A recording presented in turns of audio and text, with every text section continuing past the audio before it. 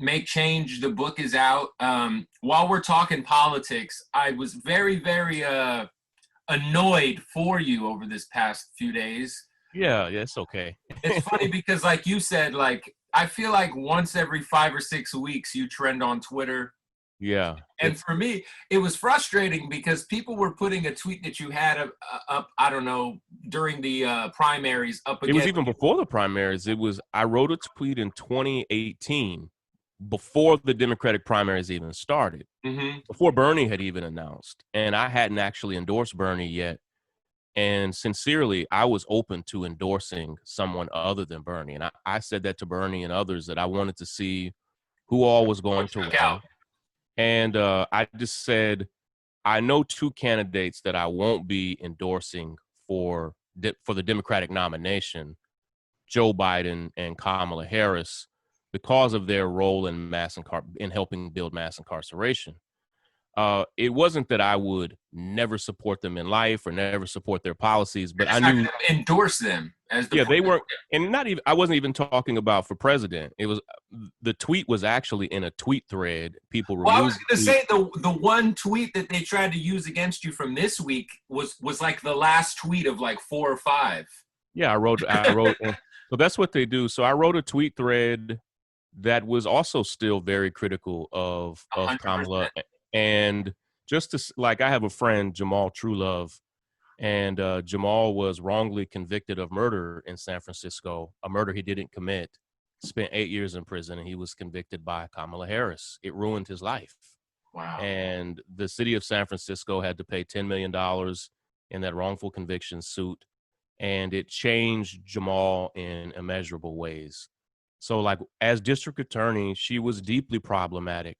All I wanted people to say, and then people start saying stupid stuff like, is Shaun paid by the DNC? I was never paid by Bernie. I never worked for Bernie. It was always a volunteer. I've never been paid by a politician a day in my life. And I've studied Kamala's record.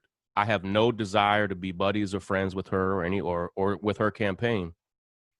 She's gotten significantly better. And she's improved on issues like she now stands against qualified immunity for police. She's one of the few senators who does so. She now stands for the full decriminalization and legalization of marijuana, which Joe Biden doesn't. Yeah. And she was a co-sponsor of a bill with Cory Booker, which was probably the best bill ever on expunging people's records who were ever convicted in the war on drugs. And she was a co-sponsor of that bill. And so, listen, I know that she and Joe Biden, they're not my dream come true. They neither were in my top 10. And yet, Joe. Yeah, especially Joe.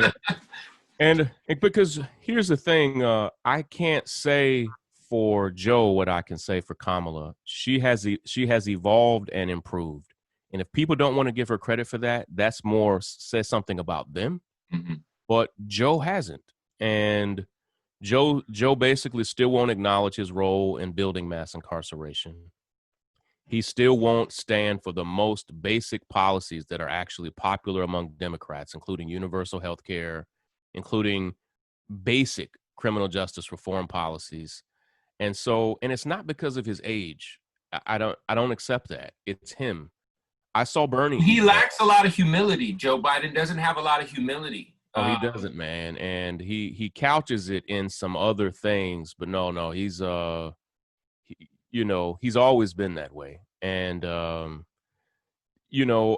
also gave, probably for the first time in 2 years, I gave Joe Biden a compliment in that tweet thread to say that I was surprised that he picked Kamala because she was the only person that ran against him that walloped him several times. She went in on him during the I watched every debate, and she really held him over the fire. We couldn't. Bernie, it's not his style to hit people like that. Right. And all of us who were in his corner wanted him to throw knockout punches against everybody. And he's just a good guy.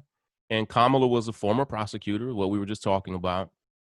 And she hammered Joe Biden on the crime bill. She hammered him on his role between integration and segregation.